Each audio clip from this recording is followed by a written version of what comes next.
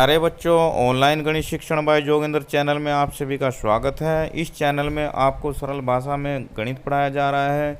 Video को पूरा देखें, अगर पसंद आए तो लाइक करें और अपने दोस्तों में शेयर करें। चैनल को सब्सक्राइब करें, बेल आइकन के बटन को दबाएं ताकि हमारा लेटेस्ट वीडियो सबसे पहले आप तक पहुंच सके। प्यारे बच्चों, कक्षा 6 गणित संख्याओं के साथ खेलना अध्याय चल रहा है। इस अध्याय की वीडियो का ये पार्ट नंबर 29 है। इससे पहले 28 पार्ट बन चुके हैं। यदि आपने वे नहीं देखे तो प्लीज़ उन्हें जाके जरूर देख लेना। अब आइए देखते हैं मैथ है और लेस है पर आधारित प्रश्न।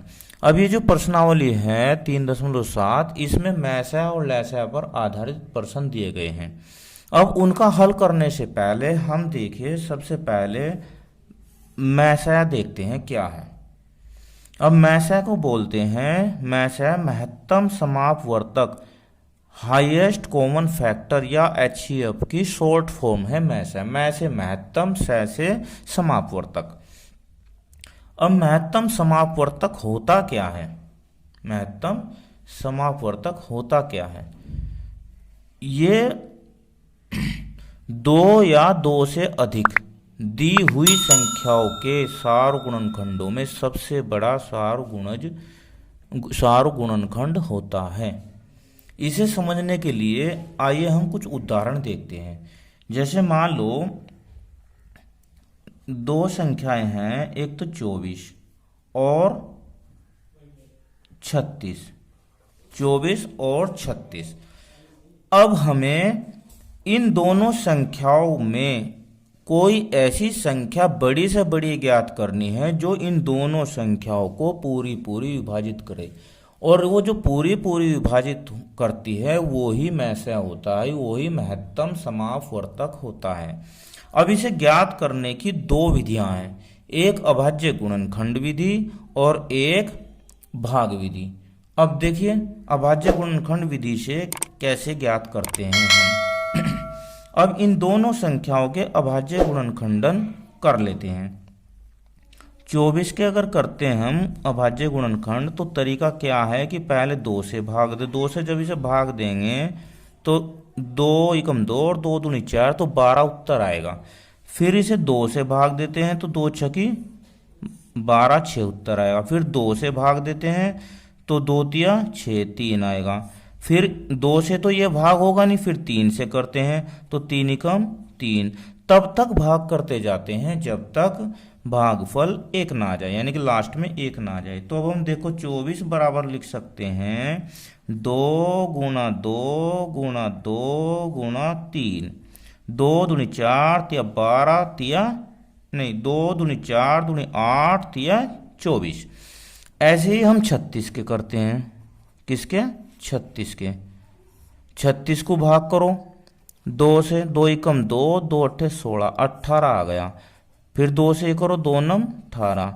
फिर 2 से ये भाग नहीं होगा तो 3 से करो, 3 तिया 9 और 3 एकम 3, 1 आ गया। देखो अब 36 को हम 2 गुणा 2 गुणा 3 गुणा 3 लिख सकते हैं। 2 दूनी 4 तिया 12 तिया 36। अब इसे ज्ञात करने का तरीका ये है, अगर हम इसका मैसा ज्ञात करते हैं तो इन दोनों के गुणनखंडों में कॉमन गुणनखंड कौन सा है? तो एक तो 2 है, ठीक है, एक और भी 2 है। कितना है? एक और भी 2 है, और इसके बाद एक 3 भी। देखो तो अगर हम इन तीनों की गुणा करते हैं तो 2 दूनी 4 या 12। अब ये 12 ऐसी संख्या है, अब ये 12 ऐसी संख्या है जो इन दोनों संख्याओं को पूरा भाग करती है। 12 दूनी 24 और 12 तिया 36। और ये सबसे बड़ी संख्या है जो इन दोनों को भाग करती है। इससे बड़ी कोई संख्या नहीं हो सकती। तो इसे बोलते हैं एचसीएफ, हाईएस्ट कॉमन फैक्टर। ठीक है। अब इसकी भाग विधि देखते हैं। अब इसकी भाग विधि है, छोटी संख्या से बड़ी संख्या को भाग करो। बड़ी संख्या क्या है? 36। तो 24 ही कम 24। घटाया तो यहाँ पर आया 6 में से 2 गए 2 और यहाँ आया 1। अब इस शेषफल से हमें इसे भाग करना है 24 को, तो 12 दूनी 24। जौन सी संख्या पूरा पूरा विभाजन कर दे वही उसका मैसय कहलाता है। तो मैसय क्या आया? मैसय आया 12। तो अब मैंने आपको इसकी अभाज्य गुणनखंड विधि भी बता दी और ये है इसकी भाग विधि भी बता दी। इसके बाद आइए अब हम लसय को देखते हैं। इस प्रकार मैसय की जो परिभाषा हुई वो है 2 या 2 से अधिक दी हुई संख्याओं के सार गुणनखंडों में सबसे बड़ा सार गुणनखंड इन दी हुई संख्याओं का महत्तम समापवर्तक हाईएस्ट कॉमन फैक्टर कहलाता है। इसे संक्षेप में मैसय या HCF कहते हैं। इसे महत्तम सबसे बड़ा सारोभाजक भी कहा जाता है। आइए अब इसके बाद मैसय के बाद लसय को देखते हैं। लसय लघुत्तम समापवर्त्य लोवेस्ट कॉमन मल्टीपल। अब वो तो था हाईएस्ट कॉमन फैक्टर, उसमें तो हमने किए थे फैक्टर। अब यहां पर है लोवेस्ट कॉमन मल्टीपल, इसे LCM भी बोलते हैं। अब इसे समझने के लिए हम देखो 2 संख्या लेते हैं 12 और 18। ये 2 संख्या ले लिए। अब मैं लिखता हूं कि 12 और 18 का लसय ज्ञात कीजिए। क्या कीजिए? लसय ज्ञात कीजिए। चलो अब देखिए हम 12 और 18 के गुणज लिख लेते हैं। क्या कर लेते हैं? गुणज लिख लेते हैं। देखो 12 के गुणज क्या होंगे? 12 के गुणज 12 एकम 12, 12 दूनी 24, 12 तिये 36, 12 चौक 48, 12 पंजे 60। आगे भी ऐसे ही चलते जाएंगे इसके गुणज। अब मैं 18 के लिख लेता हूं। 18 के गुणज 18 एकम 18, 18 दूनी 36, 18 तिये 54, 18 चौक 72, 18 पंजे 90। आगे भी चलते जाएंगे। तो इसमें क्या करना है हमें? लोवेस्ट कॉमन मल्टीपल, इन दोनों में सबसे छोटा मल्टीपल यानी कि गुणज कौन सा है जो दोनों में कॉमन है। देखो 12 इसमें है, इसमें नहीं है। 24 इसमें नहीं है। 36 इसमें भी है, 36 इसमें भी है। क्या है? 36 इसमें भी है, 36 इसमें भी है। तो 12 और 18 का लसय 36 हो गया। क्या हो गया? इसका उत्तर 36 आ गया। ये होता है लघुत्तम समापवर्त्य, यानी कि इन दोनों के गुणजों में से सबसे छोटा गुणज कॉमन कौन सा है, वो होता है लसय। अब लसय ज्ञात करने का तरीका, लसय ज्ञात करने का तरीका क्या होता है वो हम आपको अब बताते हैं। ये तो हमने आपका क्लियर कर दिया, समझा दिया आपको। अब लसय ज्ञात कैसे करते हैं देखिए। अब जैसे मान लो एक उदाहरण लेता हूं मैं, 24 और 90 का लसय ज्ञात कीजिए। क्या? 24 और 90 का लसय। ये तो इसका तरीका दूसरा था। अब हम बताते हैं कि लसय अधिकतर कैसे ज्ञात किया जाता है। ज्ञात कीजिए। चलो अब 24 को लिख लो, कोमा लगाओ, 90 को लिख लो। ठीक है। उसके बाद कोई ऐसा, जैसे हम अभाज्य गुणनखंड करते हैं ऐसे पहाड़े पढ़ने शुरू कर दीजिए। 2 का पहाड़ा चलाइए, 2 यहां पर आ जाएगा 12। कितना आ जाएगा? 12। अब 2 से जब 90 को भाग करेंगे तो 2 चौक 8 बचा 1 0 10 हो जाएगा। 2 पंजे 10। कितना आ गया बच्चों? 45। अब हम इसे अगर 2 से भाग करेंगे तो 2 छकी 12, 45 भाग नहीं होने का। हमें ऐसी संख्या लेनी जिससे दोनों भाग हो जाए लगभग। तो अब हम यहाँ 3 लेंगे, 3 चौक 12। अब 45 को करेंगे तो 3 एकम 3 बचा 1, 15, 3 पंजे 15। कितना आ गया? 15 आ गया।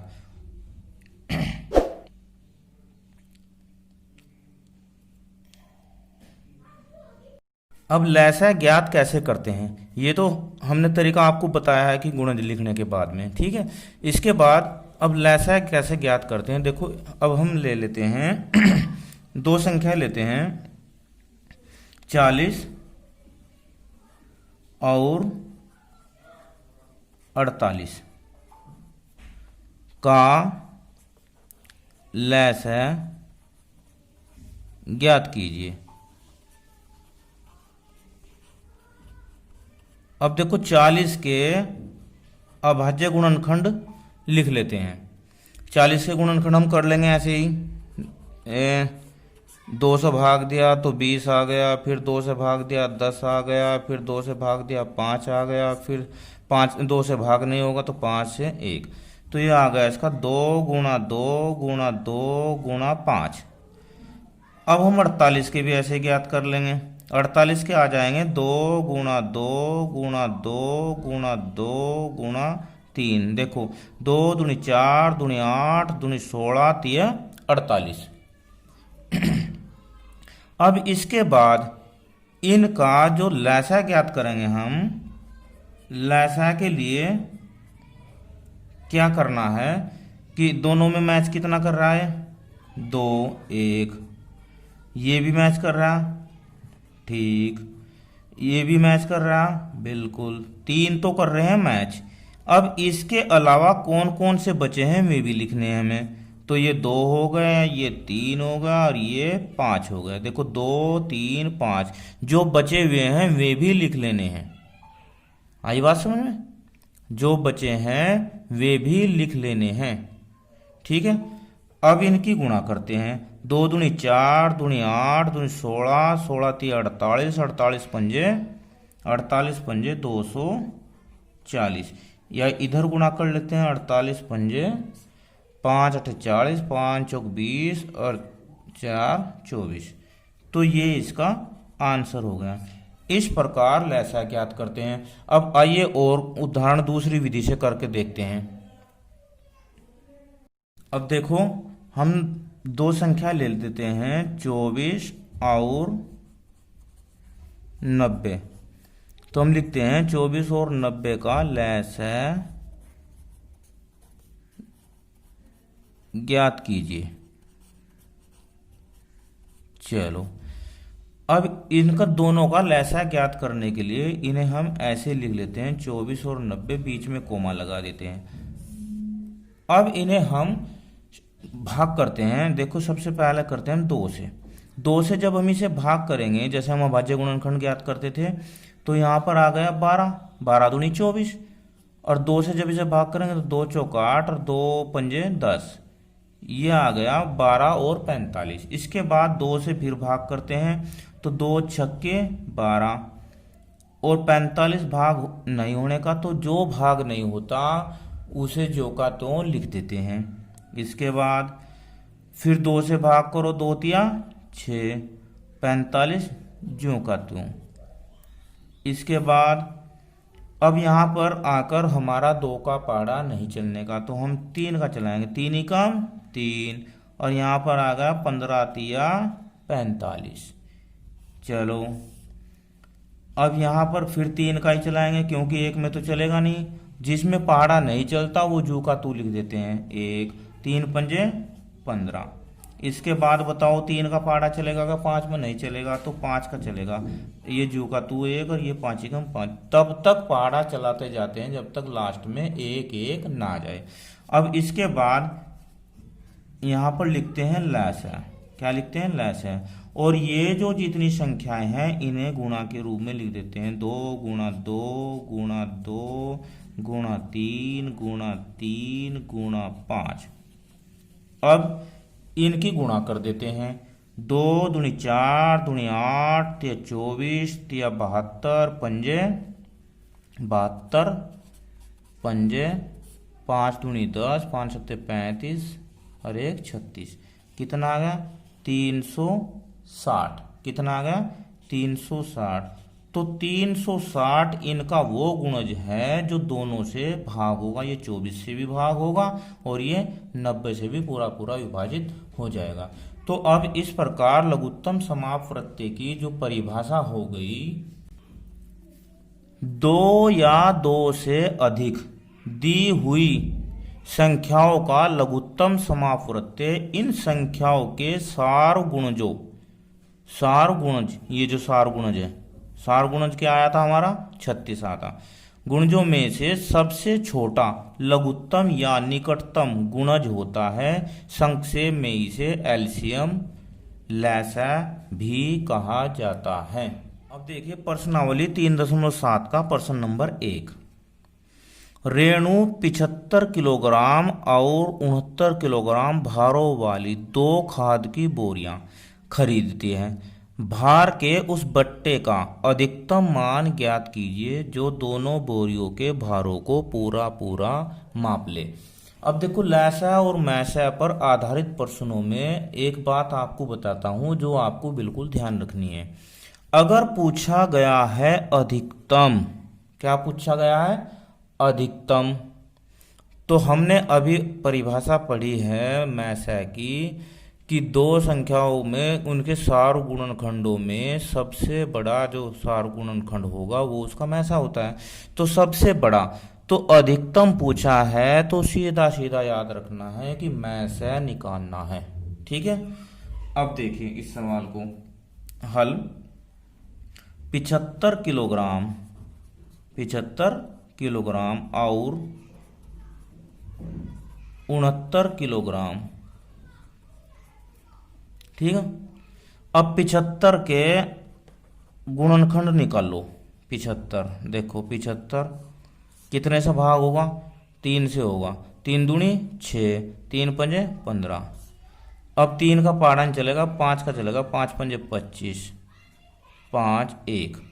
अब आ गया ये 3 गुणा 5 गुणा 5। उसके बाद 69 के भी निकाल लो। 69 चलो यहाँ लिख लेता हूँ मैं 69 में 2 का तो चलेगा नहीं, 3 का चलेगा। 3 दूनी 6 और 3 तिया 9। अब 23 किसी से नहीं विभाजित होगा तो यहाँ पर आएगा 3 गुणा 23। मैसा ज्ञात कर लो, बस इनका क्या कर लो मैसा बराबर हो जाएगा। दोनों में कॉमन देखो 3 है ना, 5 तो मैच नहीं कर रहा है नहीं, तो 3 इसका उत्तर। तब हम लिख सकते हैं 3 किलोग्राम का बट्टा, क्या 3 किलोग्राम का बट्टा दोनों बोरियों के भारों को पूरा पूरा माप लेगा। ये इसका आंसर। अब आइए इसके बाद सेकंड प्रश्न को देखते हैं। प्रश्न नंबर 2। 3 लड़के एक ही स्थान से एक साथ कदम उठाकर चलना प्रारंभ करते हैं। उनके कदमों की माप क्रमशः 63 सेंटीमीटर, 70 सेंटीमीटर, 77 सेंटीमीटर है। इनमें से प्रत्येक खिलाड़ी न्यूनतम दूरी तय करे कि वह दूरी पूरे पूरे कदमों में तय हो जाए। कितनी न्यूनतम दूरी? अब न्यूनतम पूछा, अगर यहाँ पर अधिकतम होता तो हम मैसा ज्ञात करते, लेकिन यहाँ पर पूछा गया है न्यूनतम तो हम लैसा ज्ञात करेंगे। ठीक है। अब हल 63 है ना, 63। दूसरा है 70, तीसरा कदम है 77 का लैसा लेंगे, बस लैसा लेने पर। अब बताओ कौन सी विधि से करना है। चलो पहली विधि से कर लेते हैं। तो 63 के गुणनखंड लिखेंगे हम 3 गुणा 3 गुणा 7, 3 तिया 9, 7 63। 70 के लिखते हैं 2 गुणा 5 गुणा 7, 2 पंजे 10, 7 70। आप इधर निकाल कर भी देख सकते हैं। 77, 77 के हो जाएंगे 7 गुणा 11, 11 सते 77। अब लैसा क्या हो जाएगा बताओ? लैसा हो जाएगा, पहले तो इनमें हम मैच करते हैं, ठीक है। तो 7 यहाँ पर भी है, 7 यहाँ पर भी है, 7 यहाँ पर, तो इनमें 7 ही मैच कर रहा है और कोई नहीं कर रहा है। तो हम पहले लिखेंगे, ये 2 लिख लेते हैं, छोटे से बड़े की तरफ लिखते हैं 2, उसके बाद 3, उसके बाद फिर 3, फिर ये 5 हो जाएगा और 7 तीनों में है तो 7 हो जाएगा और फिर 11। अब इनकी गुणा कर लेते हैं। 2 तिया 6 तिया 18, 18 पंजे 90, 90 तो 90 हो गया और गुणा 7, 0 7 9 63। इसके बाद 11 से करते हैं गुणा, 11 0 0, 11 तिया 33 का 3 का हासिल लगे 3 और 11 6 की 66 और 3 69। तो ये आएगा 6930। कितना आया? 6930। अब हम लिखेंगे वह तीनों लड़के 6930 सेंटीमीटर की